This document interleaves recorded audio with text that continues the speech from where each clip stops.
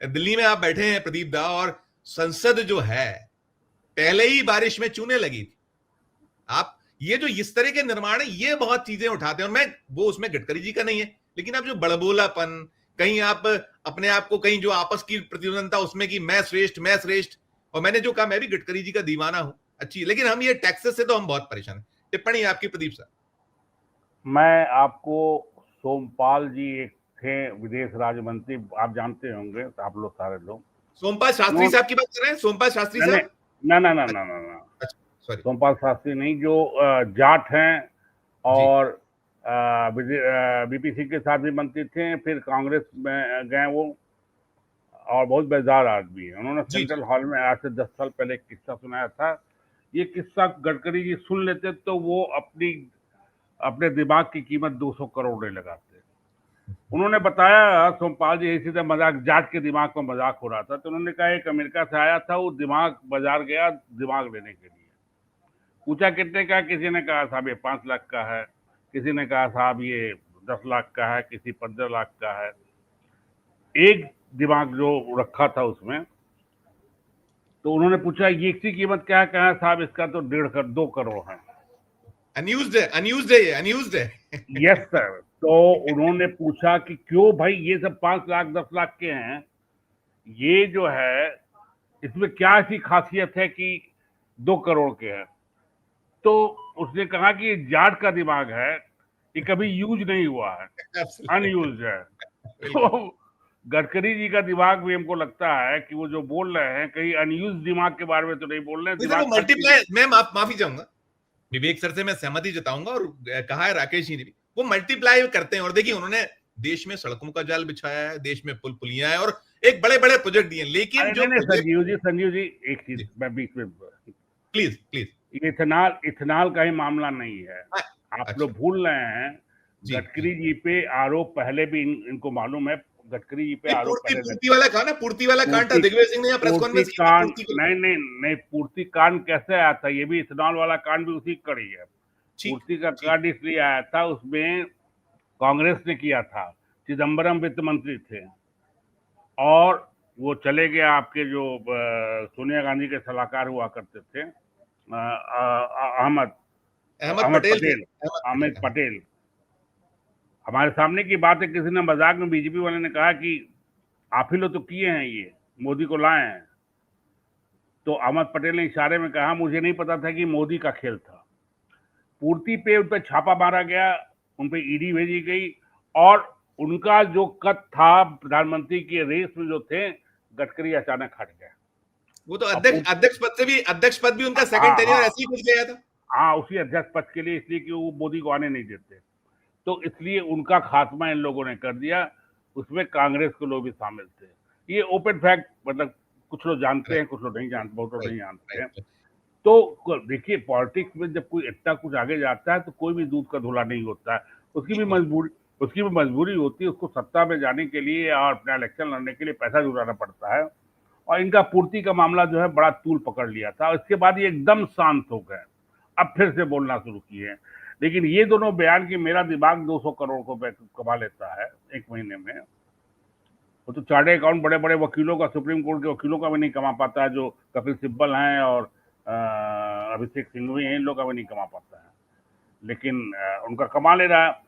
और दूसरे कि दुबई के लोगों ने कहा 6 महीना मुझे भेज दो, तो ये आत्ममुग्धता, आत्मप्रशंसा, इससे लग रहा है मुझे कि बीजेपी का ये वही है क्या, मतलब जीन जेनेटिक में बीजेपी के और संघ के जीन में है क्या कि हम ही हैं सबसे बड़े राष्ट्रपति, हम ही हैं सबसे बड़े दिमाग, हम ही हैं सबसे बड़े मंत्री, और नेहरू और कुछ नहीं थे, वो जो हम हैं, हम, वो गडकरी में भी आ गया। और मैं ये मैं इतने बड़े मैं श्रेष्ठ, मैं अहम ब्रह्मा। मैच, लेकिन ये बात सही है कि गडकरी कैसे पूरे मंत्रिमंडल में थे, जो मुझे पहले मोदी सरकार में भी बताया जाता था कि कैबिनेट में अगर कोई बोल पाता था, एक शब्द भी या कुछ भी बोलता था, तो गडकरी बोलते थे, और किसी की हिम्मत न उस समय थी, ना आज तक है, जो मोदी के सामने कैबिनेट में कुछ बोल सके।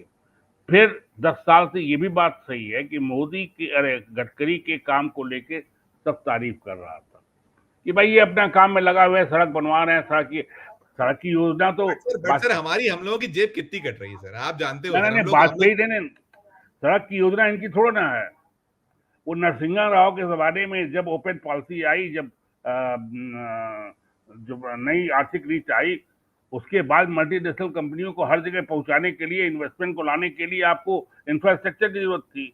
उसके तहत वो योजना बनी थी जो वाजपेयी के शासनकाल में शुरू हुई थी। आप क्या समझते हैं बिहार में जो सड़क बन गई है वो नीतीश जी ने बना दी, यूपी में जो सड़क बनी वो मुलायम सिंह ने बना दी, या ऐसा कुछ नहीं है। वो सब मल्टीनेशनल कंपनियों के लिए ट्रांसपोर्ट कॉरिडोर जो बन रहा है, ट्रेन का, जो मालगाड़ियों का अलग कॉरिडोर बन रहा है, ये सब वो नई आर्थिक नीति से पैसा लाने के लिए, फॉरेन इन्वेस्टमेंट लाने के लिए। ये तो मतलब इन लोग, अब क्या कहे सांसदों को, इन लोग को पढ़ते लिखते नहीं है ना, तो ये तो एकदम ओपन है और पीठ ठोकते हैं। तो गडकरी जी को रोड बनाना ही था ज्यादा से ज्यादा। अच्छा, रोड कैसे नहीं बनाएंगे जब तक आपको पैसा नहीं मिलेगा? आपके मंत्रालय को पैसा तो मोदी दे रहे हैं ना, बिल्कुल कैबिनेट ही दे रही है ना। तो अगर हम पैसा नहीं देंगे तो आप गडकरी जी कहां से सड़क बनाएंगे? तो जो हाईवे लंबे लंबे मिल रहे हैं वो सब योजना के तहत मिल रहे हैं, और गडकरी जी उस सड़क को, और क्या अच्छी सड़क बनाया है। आप यहाँ से दिल्ली का, बॉम्बे का, हम गए थे अभी पिछले साल वहाँ राजस्थान पुष्कर गए थे हम एक शादी में, वो बॉम्बे हाईवे था। मतलब बहुत इतनी हैवी हैवी हैवी टोल अरे टैक्स है, कई कई, हैवी। नहीं नहीं, आप टोल टैक्स छोड़िए, वो तो जंपिंग, मतलब आपका जंप कर रही थी बस, हम लोग की थी, एसी बस थी, जंप कर रही, कार भी जंप कर रही थी। मतलब जो आप जाएंगे आगरा और लखनऊ हाईवे पे, इवन एक्सप्रेस वे मतलब पे, पैसा भी दीजिए और सफर भी सुहाना नहीं है, ऐसा था। हाँ हाँ, वो सड़क जी टूटी जी आपको भले मिल जाए एक्सप्रेस वे पे, जी जी जी लेकिन जी जी। आपको कम से कम स्मूथ वो सड़क मिलेगी। मतलब वो लग रहा था जो चारकोल वो जो बिछाए थे, बीस बीस या जो भी बिछाए थे, बिल्कुल वो पैसा खाया गया है, और बिल्कुल खूब बिल्कुल पैसा प्रदीप सर, खाया है। वही शिकायत प्रदीप सर, आप करिएगा, कंप्लीट करिए आप कंप्लीट, फिर मैं एक विनय जी से लेता हूँ, फिर लौटूंगा, मुझे दो सवाल और करने, दो सवाल और, पहले करिए आप कंप्लीट करिए, प्लीज प्लीज करिए करिए। और मैं इसके बाद एक चीज और कहना चाहूंगा जिसपे लोगों का फोकस नहीं है। बंतारा का आप लोगों ने नाम सुना होगा। हाँ हो गया, वो सुप्रीम कोर्ट ने इसको क्लीन चिट दे दी है, ऐसा निकल कर आ वो रहा है सामने। वो संजीव जी, वो छोटी मोटी चीज नहीं है। कुछ भी हो, कैसे भी आरोप हो, बीजेपी चुनाव जीतना जानती है, राजनीतिक मुद्दे कुछ भी हो, तो उस बेसिस पे बिहार में विपक्ष चुनाव नहीं जीतेगी। ठीक है, अब सवाल ये कि चौकीदार क्यों नहीं चिपका। उत्तर प्रदेश में इतनी तगड़ी लड़ाई थी, विधानसभा में भी लोकसभा में भी, कैसे बीजेपी जीत गई? अब तो वो सामने आ गया ने कैसे जीत गई। अब तो ये आ गया ना कि चौकीदार चोर था। नहीं, वो हाइड्रोजन बम का इंतजार है हम लोग को, हाइड्रोजन बम से नहीं कुछ नहीं नहीं नहीं, निकलेगा शायद। अगर अगर अगर आप कर्नाटक बम से भी, अगर आप मुलतवी नहीं है एफआईआर में जो हो रहा है नहीं उससे आप, हम लोग हाँ मुलतवी, तो हम बस लोग बहुत। ठीक है, तो जनता भी मुलतवी है। लेकिन उसके बावजूद अभी भी ईडी ने उसके मुख्यमंत्री के लड़के के, जो बघेल के लड़के के खिलाफ छापा मारा है। ये सब कह रहे हैं कि जो भी अपोजिशन में आ रहा वो अभी पूरा वही कर रहे हैं। और ये संघ के जो स्वयंसेवक और फलाना पहुंचते हैं, मैं बिहार में अच्छी तरह जानता हूं, इसका कोई प्रभाव नहीं पड़ता, बूथ प्रबंधन, फलाना प्रबंधन, ये सब।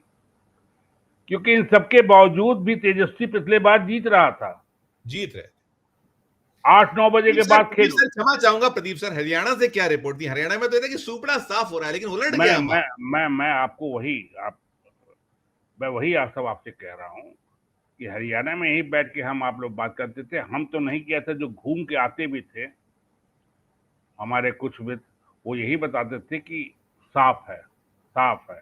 महाराष्ट्र में था, क्या था, यही था। तो ये जो बीजेपी जीत जाती है, ये चोरी से जीतती है। और राहुल ने जो पहला आरोप लगाया था चौकीदार चोर है, वो अब एकदम चस्पा हो गया है, अंतर ही आया है 5-7 साल में।